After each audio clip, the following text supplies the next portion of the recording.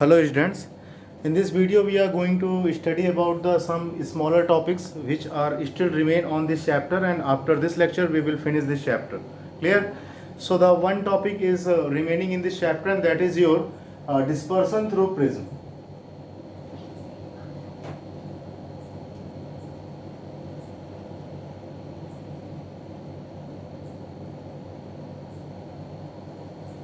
What is the meaning of dispersion through prism? So you all know about a prism. That prism is a device in which when a sunlight enters, so it divided into its 7 colors. Clear? मतलब क्या है आपका ये कि suppose यहाँ पर आपका ये प्रिज्म, ठीक, इस प्रिज्म में क्या होता है कि जब भी कोई रे ऑफ लाइट आपकी इंसिडेंट होती है, सपोज इस प्रिज्म में कोई ये रे ऑफ लाइट क्या हो रही है आपकी इंसिडेंट हो रही, ये सपोज कौन सी लाइट है आपकी, ये दैट इज योर सनलाइट है ये। क्लियर?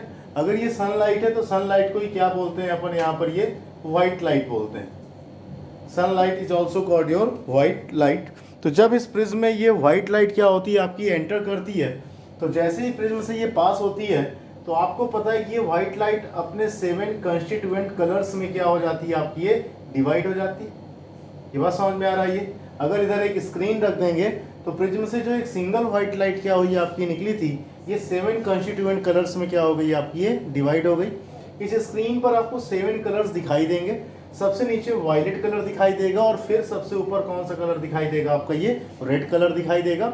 और जो पैटर्न मिलेगा यहाँ 7 कलर्स का, वो कौन सा पैटर्न मिलेगा, तो आप बहुत अच्छे से जानते हो ये the name of the pattern is your VIBGYOR pattern. Clear? तो जब भी प्रिज्म में कोई भी व्हाइट लाइट क्या करती है आपकी एंटर करती है, तो उसका अपने 7 कलर्स में क्या हो जाना, स्प्लिट हो जाना, the process is called your dispersion. ये बात समझ में आ रहा है? तो dispersion through prism is what, splitting of light into its 7 constituents color after passing through prism is called dispersion through prism। ये बात समझ में आ रही है? तो what is dispersion?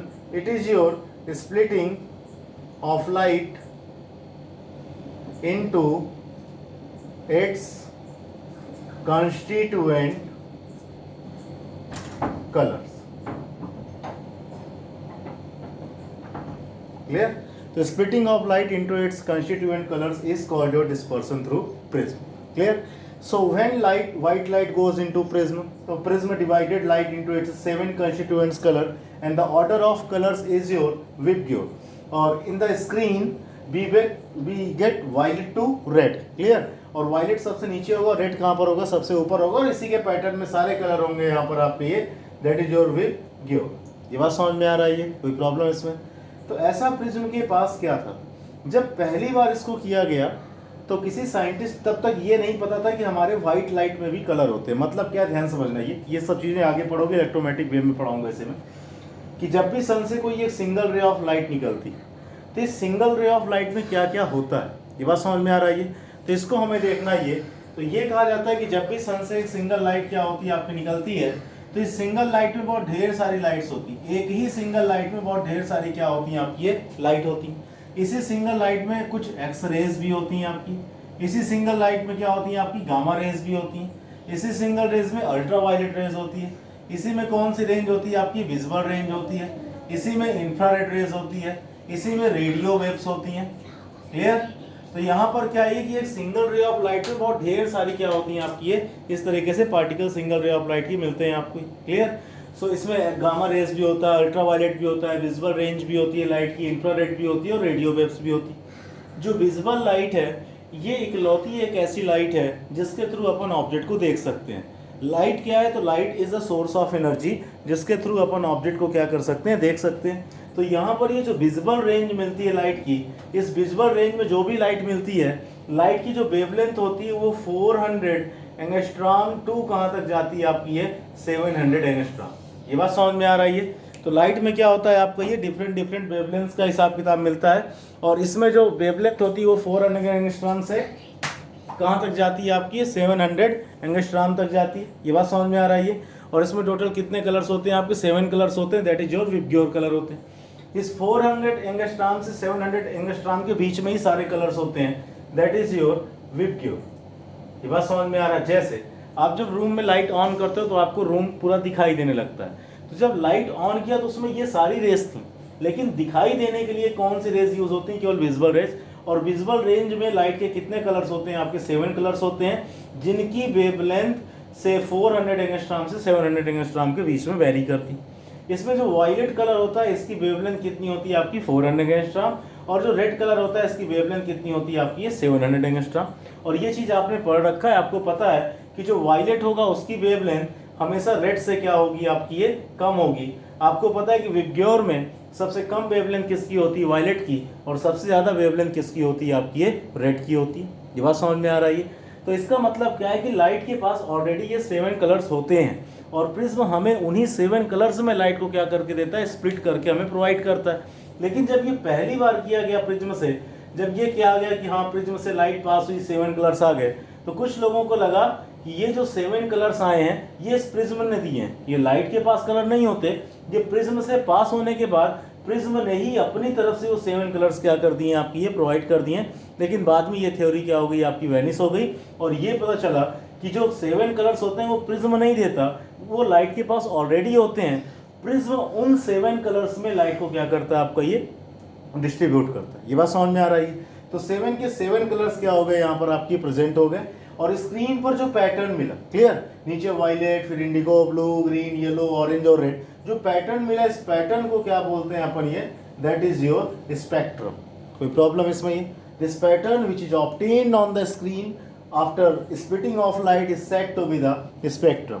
और उस स्पेक्ट्रम में वायलेट हमेशा सबसे नीचे होता है और रेड हमेशा सबसे ऊपर रहता है। तो फिर से डिस्पर्सन थ्रू प्रिज्म क्या है? That is defined as the splitting of light, light का स्प्लिट हो जाना इनटू इट्स कंस्टिट्यूएंट कलर्स, मतलब जिनसे ये मिलकर बनी है, after passing through prism is called dispersion through prism. And the pattern obtained on the screen of the light after prism is said to be the spectrum. ये बात समझ में आ रही है? कोई प्रॉब्लम इसमें? अब यहाँ सबसे इंपॉर्टेंट बात यह है कि प्रिज्म ने लाइट को 7 कलर्स में कैसे डिवाइड किया, और अगर डिवाइड किया ही है तो वायलेट ही सबसे नीचे आया है और रेड ही सबसे ऊपर क्यों आया? हो सकता था रेड को नीचे आना चाहिए, वायलेट को ऊपर आना चाहिए। ये सारी की सारी चीज़ें हमको यहाँ पर क्या है? ये सीखनी। लेकिन उसके पहले थोड़ा सा कुछ चीज़ें जो आपको पता है और उन चीज़ों के बारे में अपन यहाँ पर देखते हैं। जैसे अगर मैं कहता हूँ कि यहाँ पर ये एक सरफेस है, इसका मीडियम का रिफ्रैक्टिव इंडेक्स कितना? 1 है, और इसका रिफ्रैक्टिव इंडेक्स कितना है? आपका ये 2 है। ये भी एक सरफेस है, इधर मीडियम का रिफ्रैक्टिव इंडेक्स 1 है और इधर का जो रिफ्रैक्टिव इंडेक्स है वो कितना है? आपका ये 3 है। दोनों ही सरफेस पर सेम लाइट क्या होती है? आकर इंसिडेंट होती है। ये तो जब सेम लाइट इंसिडेंट होती है तो अपन यहाँ पर नॉर्मल खींचते हैं, तो इसका एंगल ऑफ इंसिडेंस कितना है? सपोज आपका 30 डिग्री है, और यहाँ पर भी क्या करते हैं अपन? एक नॉर्मल खींचते हैं, इसका एंगल ऑफ इंसिडेंस भी कितना है? सपोज आपका ये 30 डिग्री। ये बात समझ में आ रही है? तो दोनों ही केसेस में रेज जो है वो रेयर से डेंसर जा रही। मैंने बताया था जिस मीडियम का रिफ्रैक्टिव इंडेक्स जितना ज़्यादा होगा वो मीडियम उतना ही क्या होगा? आपका डेंसर होगा। तो दोनों ही केस में रेज रेयर से किस में जा रही है? डेंसर में। यहाँ पर भी रेयर से किस में जा रही है? आपकी डेंसर में जा रही। बस दोनों के साथ सेम बिहेवियर होगा, दोनों ही नॉर्मल के पास जाएंगी। ये बात समझ में आ रहा? रेयर से डेंसर में टूवर्ड्स द नॉर्मल, मतलब रेज को जिस तरीके से ऐसे जाना था ये नॉर्मल की तरफ क्या हो जाएंगी? आपकी बेंड हो जाएंगी। एक ये बेंड हो रही है और एक ये बेंड हो रही है। माय क्वेश्चन इज कि इन दोनों ही डायग्राम्स में किस रेज में नॉर्मल की तरफ बेंडिंग ज़्यादा होगी? ये बात समझ में आ रही है? ये डायग्राम ए है और ये डायग्राम कैसा है? आपका ये बी है। नॉर्मल की तरफ सबसे क्लोज कौन सी रेज जाएंगी? डायग्राम ए वाली की डायग्राम बी वाली। तो इसके लिए ऐसे करते हैं, देखो यहाँ पर दोनों मीडियम में रिफ्रैक्टिव इंडेक्स का डिफरेंस कितना है? 2 - 1 इज इक्वल टू 1। यहाँ पर डिफरेंस कितना है आपका? ये 3 - 1 इज इक्वल टू कितना है आपका? ये 2। ये बात समझ में आ रही है? तो जब भी दो मीडियम का अपन डिफरेंस निकालते हैं तो जिस भी केस में डिफरेंस ज़्यादा होगा वहाँ पर रेज में बेंडिंग ज़्यादा होगी। मतलब नॉर्मल के पास कौन सी सबसे ज़्यादा रेज जाएंगी? ये वाली। मतलब अपने पाथ से सबसे ज़्यादा डेविएशन किस डायग्राम में होगा? सेकेंड डायग्राम में, क्योंकि उसके मीडियम के रिफ्रैक्टिव इंडेक्सेस के बीच का डिफरेंस पहले वाले से क्या है? आपका बहुत ही ज़्यादा। ये बात समझ में आ रही है? तो पहली बात इतना कि अगर रिफ्रैक्टिव इंडेक्स का डिफरेंस क्लियर ज़्यादा रहेगा तो नॉर्मल जो भी रेज होंगे उसमें डेविएशन क्या होगा? आपका उतना ही ज़्यादा होगा। अगर इतनी बात अगर आपको समझ में आ गई है तो अपन चल सकते हैं यहाँ पर प्रिज्म में कि जब प्रिज्म में व्हाइट लाइट क्या होती है? आपकी पास होती है, तो जब 7 कलर्स में पहली बात तो डिवाइड क्यों होती है, एंड द सेकंड थिंग अगर डिवाइड होती है तो वायलेट ही नीचे क्यों मिलता है और रेड ही क्यों ऊपर मिलता है? आपको करेक्ट। तो हियर इज आवर प्रिज्म। यहाँ पर क्या? ये हमारा प्रिज्म है, करेक्ट। प्रिज्म में कोई एक व्हाइट लाइट गई इस तरीके से, this is the white light. Prism की मटेरियल का कुछ ना कुछ रिफ्रैक्टिव इंडेक्स होगा, ये बात समझ में आ रही है। अब एक न्यूमेरिकल एक दिन लगाया था पिछले वीडियो में, वहाँ पर यह लिखा था कि प्रिज्म का जो रिफ्रैक्टिव इंडेक्स है रेड के लिए अलग है, वायलेट के लिए अलग है, ग्रीन के लिए अलग, ये बात समझ में आ रही है। क्वेश्चन किया था, इसमें 3 रेज ली थी, मैंने कहा था पार्ट ड्रॉ करना किधर की ओर जाएगी, क्लियर। सो यहाँ पर क्या लिया अपन ने, एक प्रिज्म लिया, और ये जो अपन ने एक प्रिज्म लिया है उसमें उसका रिफ्रैक्टिव, प्रिज्म का रिफ्रैक्टिव इंडेक्स कितना है आपका, ये n है। अब प्रिज्म के पास एक खासियत होती है कि जितने भी कलर्स होते हैं, कौन कौन से कलर्स होते हैं यहाँ पर आपके, ये दैट इज योर विबग्योर, जितने भी कलर्स होते हैं हर एक कलर के लिए प्रिज्म का रिफ्रैक्टिव इंडेक्स अलग अलग होता है, नो डाउट। अगर मैं कह रहा हूँ कि प्रिज्म का रिफ्रैक्टिव इंडेक्स कितना है आपका, ये 1.5, ये बात समझ में आ रहा है।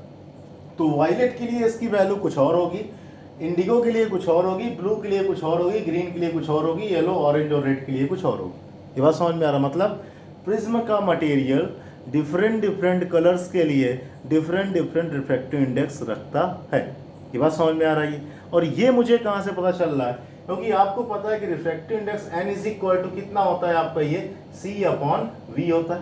Refractive index of any medium is equal to क्या होता है, speed of light divide by आपका speed of the light in that medium, ये बात समझ में आ रही है। अब यहाँ पर एक फार्मूला होता है हमारे पास, V is equal to nu lambda, ये बात समझ में आ रहा है। इस फार्मूले का पहले भी यूज कर चुके हैं जब लेंस मेकर्स फार्मूला पढ़ा था ये। तो V की जगह लैम्डा रख दिया, न्यू लैम्डा रख दिया जाए तो C divide by nu lambda, इसका मतलब n is inversely proportional to कितना हो गया आपका, ये लैम्डा हो गया, ये बात समझ में आ रही है, कोई प्रॉब्लम। इसका मतलब जो रिफ्रैक्टिव इंडेक्स होता है वो लाइट की वेवलेंथ पर डिपेंड करता है। इस मटेरियल का जो भी रिफ्रैक्टिव इंडेक्स होगा वो लाइट की वेवलेंथ पर क्या करेगा, डिपेंड करेगा। अब एक चीज हमें पता है कि विबग्योर के पैटर्न में जो वायलेट होती है उसकी वेवलेंथ सबसे कम होती है और रेड की वेवलेंथ क्या होती है, सबसे ज्यादा होती है, ये बात समझ में आ रही है। और अगर वायलेट की वेवलेंथ कम है तो अगर यहाँ वेवलेंथ कम रहेगी तो रिफ्रैक्टिव इंडेक्स क्या रहेगा, ज्यादा रहेगा। इसका मतलब वायलेट कलर के लिए जो रिफ्रैक्टिव इंडेक्स रहेगा प्रिज्म का वो रेड कलर से क्या रहेगा आपका, ये ज्यादा रहेगा, ये बात समझ में आ रही है। इसका मतलब अगर इसी प्रिज्म में अगर आप कोई एक वायलेट लाइट भेजो और इसी प्रिज्म में अगर कोई एक रेड लाइट भेजो तो यही प्रिज्म जिसका रिफ्रैक्टिव इंडेक्स 1.5 है, ये 1.5 ना होकर वायलेट के लिए कुछ और रहेगा, रेड के लिए कुछ और रहेगा। इसीलिए मैं कह रहा हूँ कि जब भी प्रिज्म में कोई लाइट जाती है तो प्रिज्म हर एक कलर के लिए अलग अलग रिफ्रैक्टिव इंडेक्स क्या करता है आपका, प्रोड्यूस करता है, ये बात समझ में आ रही है। तो कैसे आया, क्योंकि रिफ्रैक्टिव इंडेक्स जो वेवलेंथ के कैसा होता है, इनवर्सली प्रोपोर्शनल होता है। और हमें पता है कि वायलेट का रिफ्रैक्टिव इंडेक्स रेड से कम होता है, जिसका मतलब वायलेट की वेवलेंथ रेड से कम होती है, जिसका मतलब वायलेट के लिए प्रिज्म का रिफ्रैक्टिव इंडेक्स ज़्यादा होगा और रेड के लिए प्रिज्म का रिफ्रैक्टिव इंडेक्स क्या होगा आपका, ये कम होगा। और बीच में सारे कलर्स रहेंगे ऐसे, ये बात समझ में आ रही है। अब अपन केवल बात करेंगे किसके लिए, वायलेट और रेड के लिए। सपोज वायलेट के लिए जो प्रिज्म का रिफ्रैक्टिव इंडेक्स है ये कितना है आपका 1.6 और रेड के लिए जो प्रिज्म का रिफ्रैक्टिव इंडेक्स है ये कितना है यहाँ पर आपको 1.5। अब हुआ क्या, जो रेज जा रही थी किस मीडियम से जा रही थी, n इज इक्वल टू 1 से जा रही थी। ये एक व्हाइट लाइट आई जो सिंगल रेस में 7 कलर्स मिक्स हैं, अभी वो डिस्ट्रीब्यूट नहीं हुए। सो यहाँ पर क्या हुआ कि यहाँ पर अपन ने क्या ड्रॉ किया, एक नॉर्मल ड्रॉ किया। जब यहाँ पर अपन ने नॉर्मल ड्रॉ किया तो यहाँ पर क्या हुआ कि अब ये प्रिज्म, इस लाइट में 7 कलर्स है, तो 7 कलर्स के लिए इसका रिफ्रैक्टिव इंडेक्स क्या होगा आपका, अलग अलग होगा। वायलेट के लिए रिफ्रैक्टिव इंडेक्स कितना, 1.6, रेड के लिए रिफ्रैक्टिव इंडेक्स कितना, 1.5।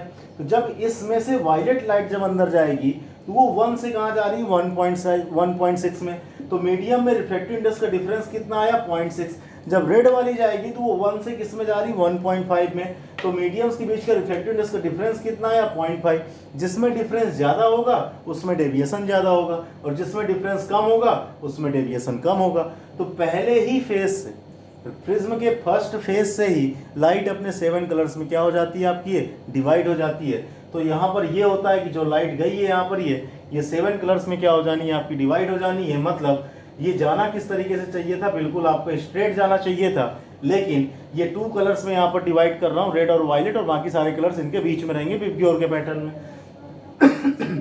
तो ये रेयर से डेंसर जा रही है। तो वायलेट वाले के लिए रिफ्रैक्टिव इंडेक्स का डिफरेंस कितना है, 0.6। तो वायलेट वाली नॉर्मल की ज़्यादा क्लोज आएगी।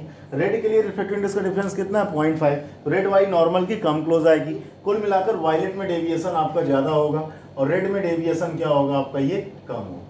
ये बात समझ में आ रही है। मतलब जो लाइट थी ये आपकी कौन सी है, वायलेट वाली है, और ये आपकी कौन सी, आपकी ऊपर वाली रेड वाली है। तो क्यों रेड वाली ऊपर है, क्योंकि रेड में डेविएशन कम हुआ है और वायलेट में डेविएशन क्या हुआ है आपका, ये ज़्यादा हुआ। ये बात समझ में आ रही है। फिर इधर क्या लगाते हैं अपन, ये स्क्रीन लगाते हैं। अब इधर फिर से देखो, ये अब रेज डेंसर से रेयर में जा रहे हैं। वायलेट के लिए 1.6 से 1 में जा रही हैं, तो फर्दर डिफरेंस कितना है 0.6 का। रेड के लिए 1.5 से 1 जा रही हैं, तो डिफरेंस कितना है आपका 0.5 का। तो अभी भी वायलेट के लिए डिफरेंस कैसा आपका, बहुत ही ज़्यादा है। तो वायलेट में डेविएशन अब फिर से ज़्यादा होगा, रेड में डेविएशन क्या होगा आपका, कम होगा। तो अगर अपन यहाँ पर ये नॉर्मल लाइन इस तरीके से खींच लेते हैं ये, तो वायलेट में डेविएशन क्या होगा आपका, ज़्यादा होगा, और रेड में डेविएशन क्या होगा आपका, कम होगा, और बाकी बीच में आपके सारे कलर्स आएंगे।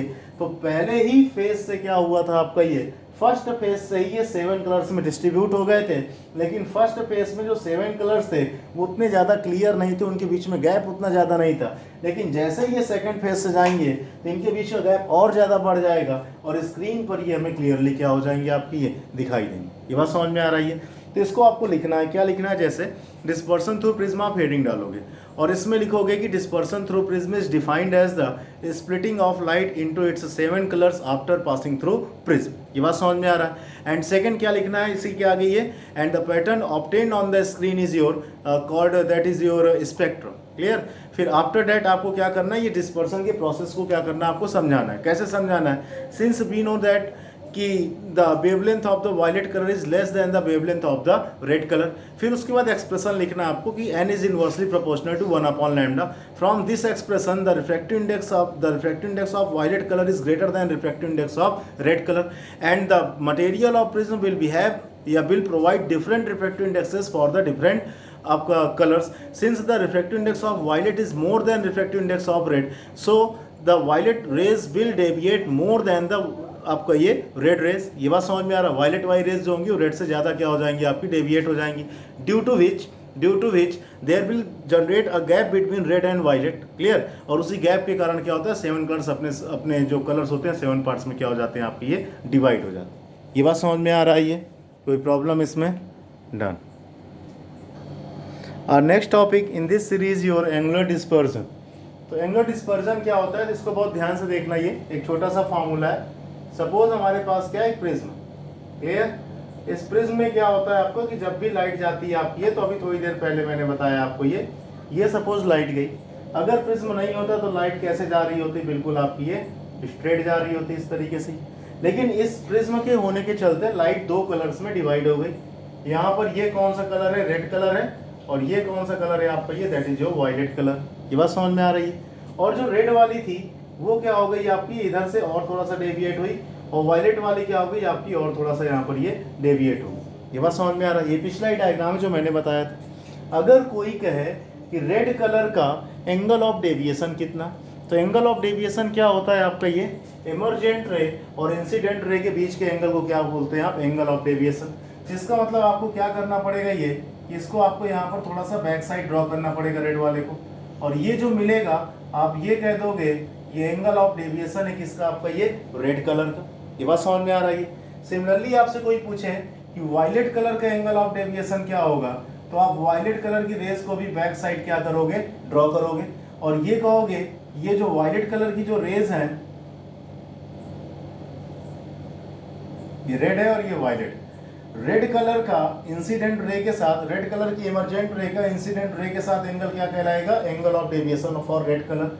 सिमिलरली वायलेट रेस की इमर्जेंट रेस का इंसिडेंट रे के साथ एंगल क्या कहलाएगा आपका, ये that is your angle of deviation for your violet colour. ये बात समझ में आ रही है। तो यहाँ पर ये रेड कलर का डेविएशन का मतलब रेड कलर अपने ओरिजिनल पाथ से कितना डेविएट हुई, इतना एंगल। वायलेट अपने ओरिजिनल पाथ से कितना डेविएट हुआ आपका, ये डेल्टा वी एंगल। तो यहाँ पर रेड और वायलेट के बीच में जो एंगल बना, रेड और वायलेट के बीच में जो एंगल बना, वो एंगल कितना है यहाँ पर आपका, ये थीटा। और इस थीटा को ही क्या बोलेंगे अपन, ये that is your angular dispersion. तो एंगुलर डिस्पर्जन है कि आपका ये, और इसकी वैल्यू कितनी होगी, देखो ये वायलेट में से रेड को हटा दो, that is your delta we minus कितना हो जाएगा आपका, डेल्टा आर हो जाएगा। डेल्टा वी क्या है आपका, ये एंगल ऑफ डेविएशन किसके लिए, वायलेट कलर के लिए। डेल्टा आर क्या है, एंगल ऑफ डेविएशन किसके लिए आपका, रेड कलर के लिए। तो किन्हीं भी 2 कलर्स के एंगल ऑफ डेविएशंस के सब्सट्रैक्शन को, या किन्हीं भी 2 कलर्स के एंगल ऑफ डेविएशन के आपके दैट इज योर डिफरेंस को क्या बोलते हैं अपन, ये एंगुलर डिस्पर्सन। तो एंगुलर डिस्पर्सन हमें ये बताता है कि जो दो फाइनल रेज निकल रही हैं उन दोनों के बीच में कितना एंगल, ये बात समझ में आ रही है। एंगुलर डिस्पर्सन क्या है, थीटा है, वो हमें ये बता रहा है कि जो दो फाइनल कलर की रेज निकली हैं उनके बीच में एंगल कितना है, आपका ये थीटा है, and theta is equal to del B minus कितना हो गया, आपका ये डेल आर हो गया। ये बात समझ में आ रही है। प्रिज्म में जब अपन ने, और यहाँ पर लिखा हुआ है angular dispersion, it is defined as the difference between angles of deviation of any two colours. कोई भी दो कलर्स होते हैं यहाँ पर, लेकिन बेसिकली ये रेड और वायलेट के लिए ज़्यादा पॉपुलर होता है। मतलब इसका formula theta is equal to del B minus कितना होता है, आपका ये डेल आर हो। ये बात समझ में आ रही है। जब प्रिज्म के एंगल ऑफ मिनिमम डेविएशन का अपन डेरिवेशन कर रहे थे तो वहां पर सबसे लास्ट में एक रिजल्ट आया था आपका ये, that is your dm is equal to the minimum deviation is equal to that is your n12 minus 1 into A. ये बात समझ में आ रही है। मिनिमम डेविएशन जो होता है वो होता है n12 minus 1 is equal into A. n1 क्या है, वो रिफ्रैक्टिव इंडेक्स उस मीडियम का जहां से रेज आई थी। n2 क्या था यहाँ पर, प्रिज्म का रिफ्रैक्टिव इंडेक्स। तो सपोज प्रिज्म का रिफ्रैक्टिव इंडेक्स कितना यहाँ पर n है, इसका मतलब n2 की वैल्यू कितनी यहाँ पर n है, और n1 की वैल्यू यहाँ पर कितनी आपकी ये 1 है। तो इसको क्या और लिख सकते हैं, इसको लिख सकते हैं dm is equal to n2 divide by n1 minus 1 into A लिख सकते हैं। ये हो जाएगा dm is equal to n minus 1 into A. अब dm यहाँ पर क्या है, मिनिमम डेविएशन, और अपन डेल को भी क्या बोल रहे हैं यहाँ पर, मिनिमम डेविएशन बोल रहे हैं। तो dm की जगह यहाँ पर क्या लिख देंगे, पूरे में अपन डेल लिख देंगे। ये बात समझ में आ रहा। सपोज ये किसका फॉर्मूला, आपका मिनिमम डेविएशन का, जिसका सिंबल मैंने यहाँ पर आकर क्या कर दिया, थोड़ा सा चेंज कर दिया। अब यहाँ पर क्या है आपका ये कि हमें डेल किसके लिए निकालना है, रेड कलर की, और डेल किसके लिए निकालना है, वायलेट कलर के लिए। आपको पता है कि प्रिज्म जो होता है उसका रिफ्रैक्टिव इंडेक्स डिफरेंट मटेरियल्स के लिए डिफरेंट होता है। रेड कलर के लिए n2 की वैल्यू nr हो जाएगी, और वायलेट कलर के लिए n2 की वैल्यू कितनी हो जाएगी आपकी, ये nb हो जाएगी। और प्रिज्म का प्रिज्म एंगल कितना है, दोनों ही कलर्स के लिए कैसा है आपका, बिल्कुल सेम टू सेम है, और कितना है यहाँ पर आपका a है। सो यहाँ पर अगर फॉर रेड कलर निकालोगे तो del r is equal to कितना हो जाएगा, ये nr माइनस 1 इंटू ए, और violet colour del v is equal to कितना हो जाएगा, ये nb माइनस 1 इंटू ए। और आपको पता है कि जो एंगुलर डिस्पर्सन होता है थीटा, वो थीटा इज इक्वल टू कितना होता है आपका, ये del v minus del r होता है। डेल v की वैल्यू रखेंगे तो कितना आएगा, ये nb माइनस 1 इंटू ए, माइनस कितना आ जाएगा आपका, ये lr माइनस 1 इंटू ए हो जाएगा। ये थोड़ा सा इसको और सॉल्व करते हैं अपन, ये तो a का क्या कर देंगे, हम मल्टीप्लाई कर देंगे। ये हो जाएगा nb इंटू ए माइनस ए, और माइनस ए का मल्टीप्लाई करेंगे तो माइनस ए इंटू nr, और प्लस कितना आ जाएगा, ए से ए क्या हो जाएगा, कैंसिल, और यहाँ पर ए क्या आ जाएगा आपका, ये कॉमन आ जाएगा। तो थीटा इज इक्वल टू कितना आ जाएगा, nb माइनस nr इंटू कितना हो जाएगा आपका, ये a हो जाएगा। And this is said to be the angular dispersion. ये बात समझ में आ रही है। तो एंगुलर डिस्पर्सन क्या होता है, प्रिज्म से पास होने वाली लाइट के किन्हीं भी दो कलर्स के बीच का क्या है आपका, ये आपका एंगल ऑफ डेविएशन के बीच का डिफरेंस है, या इसका फार्मूला क्या होता है, N B minus N R into क्या होता है आपका, ये ए होता है। ये बात समझ में आ रही है। तो और next topic is your dispersive power. Clear. So dispersive power is denoted by omega. और डिस्पर्सिव पावर क्या होती है, तो डिस्पर्सिव पावर होती है angular dispersion theta divide by del Y. डेल क्या है यहाँ पर, डेविएशन, वाई का मतलब येलो कलर। ये बात समझ में आ रही है। तो डिस्पर्सिव पावर क्या होती है आपका, ये angular dispersion divide by deviation of yellow colour. ये बात समझ में आ रही है। मतलब क्या, देखो यहाँ से ये क्या है, ये it is defined as the ratio of angular dispersion to the angle of deviation of mean colour. Mean colour का मतलब क्या होता है, हमारे पास होता है विबग्योर। ये बात समझ में आ रहा है। विबग्योर पैटर्न में मीन कलर क्या होता है, तो mean colour is said to be your yellow colour. लेकिन अगर आप विबग्योर में ही, क्लियर, अगर आप विबग्योर में मीन कलर देखोगे तो कौन सा कलर आता है, ग्रीन कलर आता है। लेकिन मीन कलर किसको लिया जाता है, येलो कलर। मीन कलर का मतलब क्या है आपका, ये जब इन सबको मिला दिया जाए तो कौन सी लाइट बनती है, व्हाइट लाइट बनती है। लेकिन जब आप दोपहर में छत में जाते हो तो लाइट एग्जैक्टली व्हाइट नहीं होती, वो हल्का येलोइश कलर की होती है। ये बात समझ में आ रहा है। मतलब सबको मिक्स करने के बाद कौन सा कलर बनता है, लगभग येलोइश कलर बनता है। दैट्स वाई मीन कलर किसको लिया जाता है, आपको येलो कलर का लिया जाता है। ये बात समझ में आ रहा है। तो ये होता क्या है आपको, ये dispersive power, it is defined as the ratio of angular dispersion theta to the angle of deviation of mean colour. अभी जस्ट पहले ही मैंने बताया था कि डेल आर की वैल्यू कितनी होगी, तो आपने कहा था एन आर माइनस 1 इंटू ए। मैंने कहा था डेल वी की वैल्यू कितनी होगी, तो आपने कहा N B minus one into A. अब मैं कह रहा हूँ डेल वाई की वैल्यू कितनी होगी, तो ये हो जाएगी N Y minus one into A. ये बात समझ में आ रही है। सो यहाँ पर हमारे पास क्या है, यहाँ पर लिखा है नोट, नोट का मतलब मीन कलर, मीन कलर का मतलब कौन सा होता है, येलो होता है, जिसको मैं हटा रहा हूँ, ये नहीं लिखना आपको। ये आपको पता है कि थीटा की वैल्यू कितनी है, तो अभी तक मैंने इसको रब नहीं किया। थीटा की वैल्यू होती है N B minus N R into A. तो थीटा कितना होता है सॉल्व करने के बाद, N B minus N R into कितना आता है आपका, ये ए आता है, whole divide by angle of deviation है यहाँ पर डेल वाई। और एंगल ऑफ डेविएशन है डेल वाई की जगह क्या लिख सकते हो आप यहाँ पर, ये that is your N Y minus one into कितना लिख सकते हो आप, ए लिख सकते हो। ए से क्या हो जाएगा आपका, कैंसिल आउट हो जाएगा, ये कितना बचेगा, ये बचेगा N B minus N R divide by N Y minus कितना बचेगा आपका, ये वन बचेगा। And that is said to be your dispersive power. तो dispersive power is what, it is defined as the angular dispersion to the minimum angle of deviation of the mean color। ये बात समझ में आ रहा है, ये डिस्पर्सिव पावर है। हालांकि अभी आज तक सीबीएसई में नहीं पूछा गया है, लेकिन इसको सिलेबस से भी नहीं हटाया गया है, इसलिए ये इंपॉर्टेंट और आपकी आ सकती है। एक लास्ट टॉपिक, छोटा सा टॉपिक है, फटाफट इसको कवर करूंगा मैं, दैट इज योर रे। तो रेज कितने टाइप्स की होती हैं आपकी, दो टाइप्स की होती है। एक रे कौन सी होती है आपकी, that is your paraxial raise.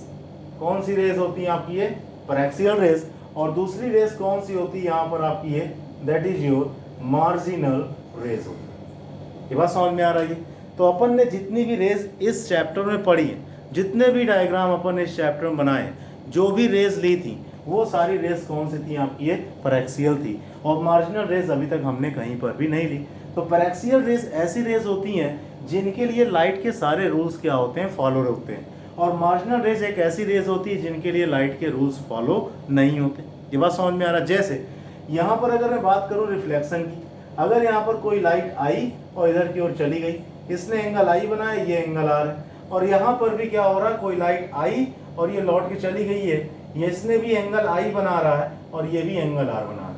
तो देखने में दोनों ही प्रोसेस ऐसा लग रहा है कि लाइट आई और रिफ्लेक्ट होकर चली गई, तो देखने में दोनों ही प्रोसेस कैसे लग रहे हैं, जैसे दोनों ही प्रोसेस रिफ्लेक्शन के।